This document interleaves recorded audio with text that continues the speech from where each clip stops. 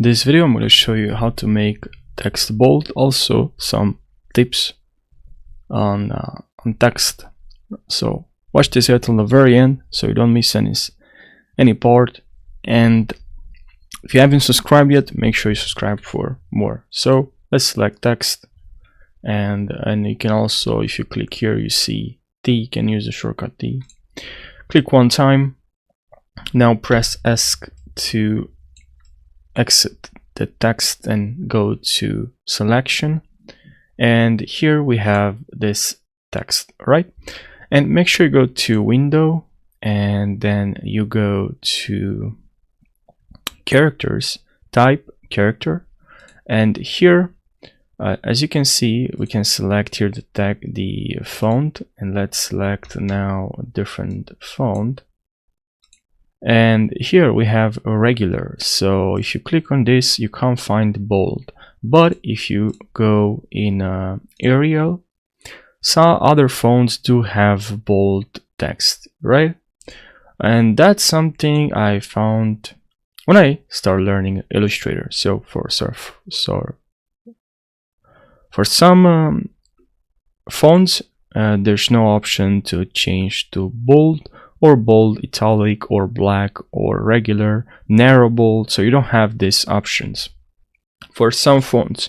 Now depends what type of fonts you install. There's some other fonts you can install, and you also have the option to install them with bold options. So you can install like a font, and you have the option to install bold for that font as well if you downloaded that part, or you have that option included in the folder when you installed in the folder file when you install that font. All right, so now a workaround, if there's no option for, let's say I go and I select this font and I would like to make this even bolder, so I can actually go here and add a stroke. So here you see stroke, and for this one here, let's say I add this stroke, and now you see is even bolder. You can increase the stroke to even more, and now you can't even see the text. So you can even go to this text and set this to white, and you disable the stroke.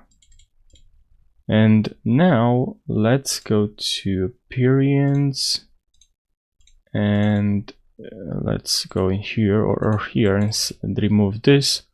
Let's go back to this. Sorry, let's go now to here and click on the new text, and now we also have here some color, and we can add some gradient to this. And now we can go and also add some stroke, but here the thing you have to remember, make sure you remove the gradient and you just add some black. If your stroke is black, make sure if it's red, make sure the fill is red as well. And here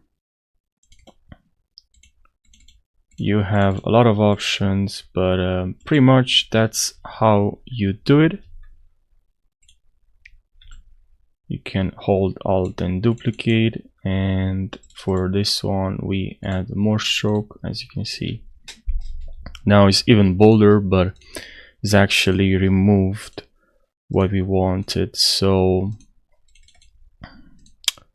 just make sure you don't add too much stroke. If it's too much, then you won't see the text anymore, so that's something important. And for a different text, if you add again, here you have another text, but let's change the font Let's see for this one. All right, so for this one, it's not bold. We don't have, or we have actually the option here to make it bold. Let's look for another one. Let's look for another one. Let's see this one. And for this one we don't have. So let's practice again. We can click on this arrow here and we'll make this even bolder. And now we can maybe, let's say we have this text here. We can add another fill. And we can maybe, let's add this color here. We have this stroke fill, but that's for the text. We can add another fill.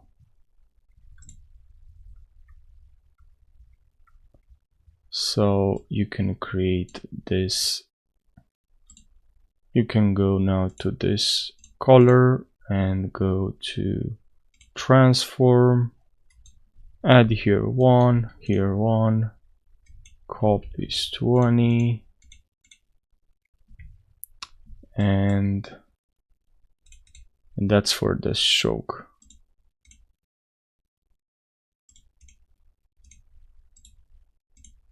We can expand this.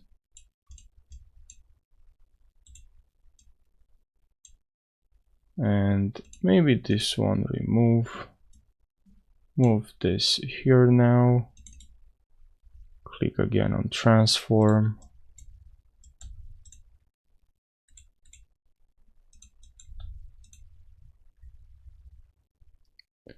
And